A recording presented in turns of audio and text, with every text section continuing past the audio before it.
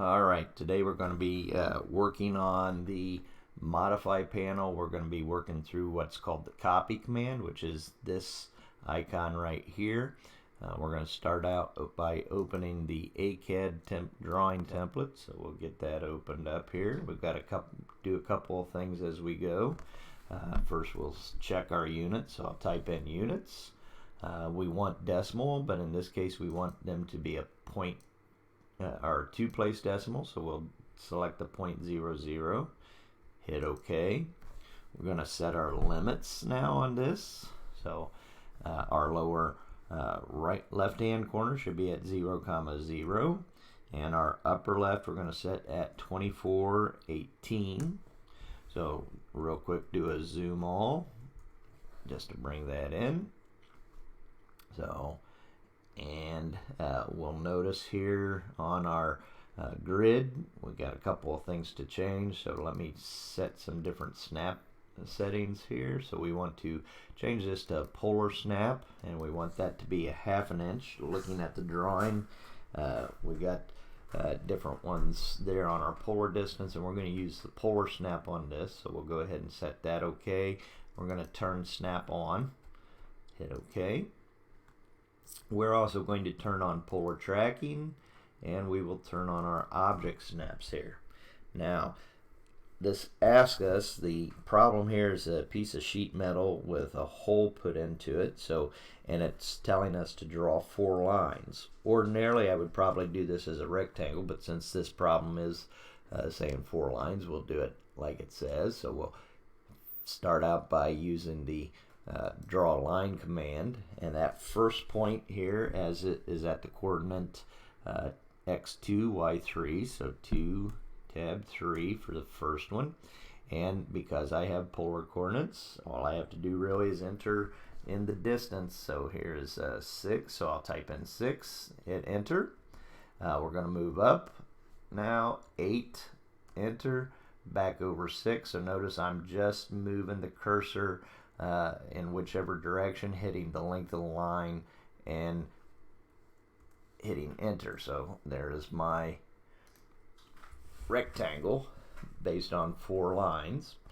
Then I need to create a 1/2 inch diameter circle that is 1 inch up from this edge and 1 inch over from the right edge. So going in here to my circle commands, I'll select center diameter, and I can come right in here. Now notice in this case we don't have, it's not kind of giving me that object snap.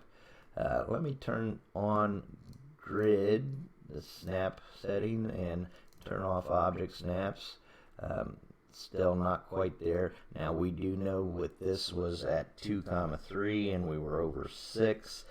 So this first coordinate should be at 7, 4. So we'll put that in there, and this is going to be a 1/2 inch diameter. Okay, so there is our first drawing that we need. Let's go ahead and we'll hit file save as here just to get it started. So we're going to go save as, and we want to save this particular drawing as plate. So I'll do this in caps lock, plates, hyphen, of course your first initial and your last name. In there, save it wherever you are saving your drawings, and we'll remember. So now as I resave all this, I can just go ahead and hit the save button. Now again, the exercise here is to use the copy command in the modify panel, and there's 2 ways that we can go about doing this. So if I click on copy, first thing it wants is for me to select the object, so you can come down here and select the objects. Now notice as I select each of these, because of the way it was drawn, it does require me to click on each of those objects, and then I hit enter once they've all been selected. Then it says specify your base point. Now I'm going to go off of that first one here. Let me turn my object snap back on so it'll pick that up. There we go.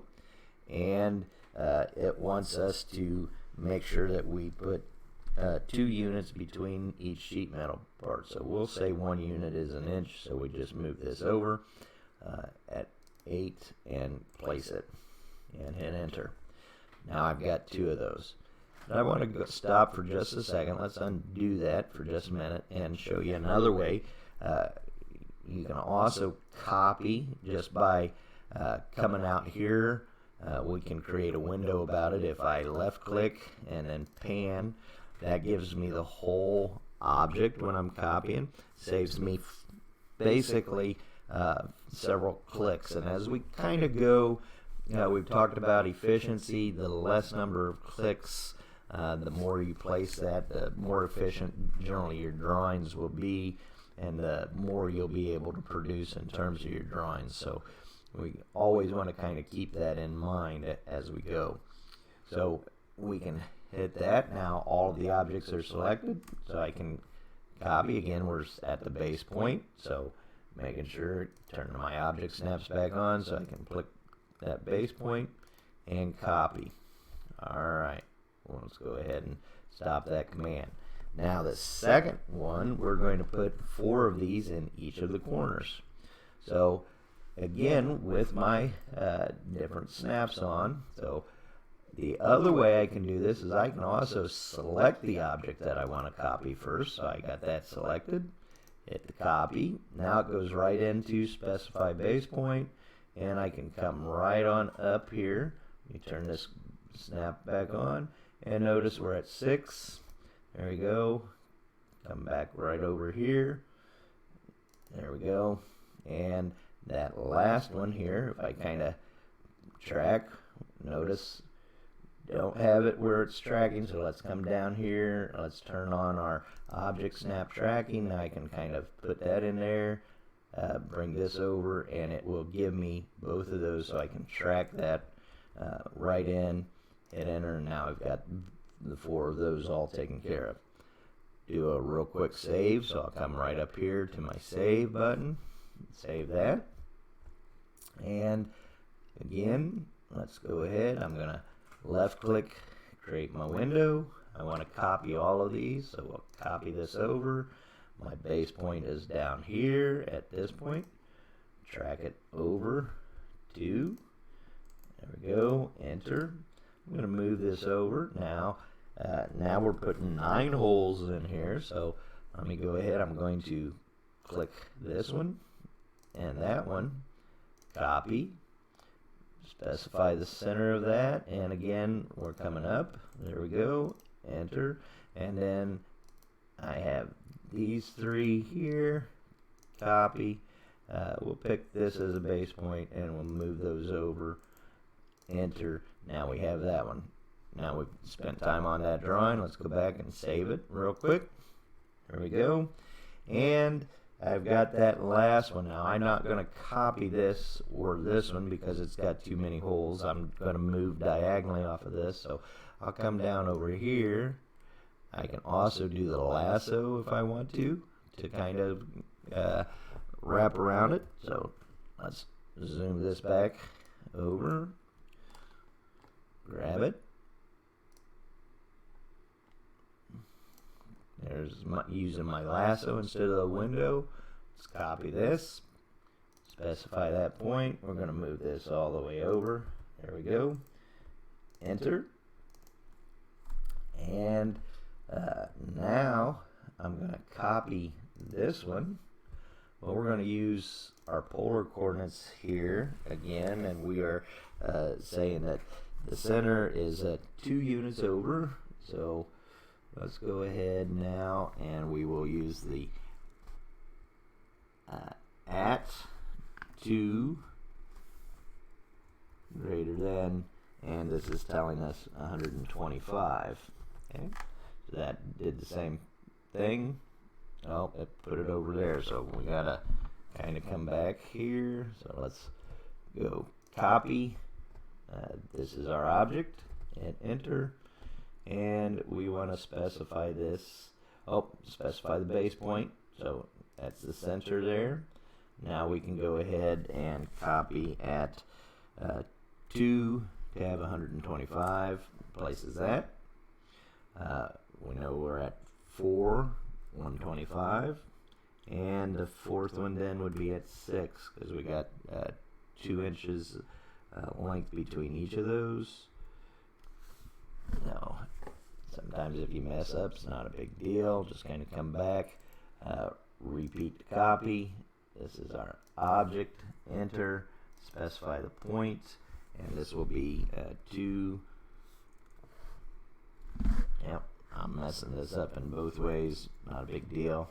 So let's escape out of that. We'll copy. Click on your object. Hit enter. Base point is going to be the center. And now we can basically go ahead with the polar. So we're going to go at 2 tab 125. Just watch your auto input there. Sometimes we got those snaps on, so it was picking up on some of those snaps and messing things up. So sometimes that's when you do want to toggle things on and off. Down here, if it kind of does what it just did to me where it's picking stuff up, you can real quick just toggle on and off the different object snaps or polar tracking, whatever it is that's kind of messing you up. And that's why you kind of have to look and watch what your auto input is doing if you're using auto input. So there's my 4 different plates all done. I'm good to go, so I'll just click save, and this drawing is finished. You'll be able to go ahead and submit that when you're done.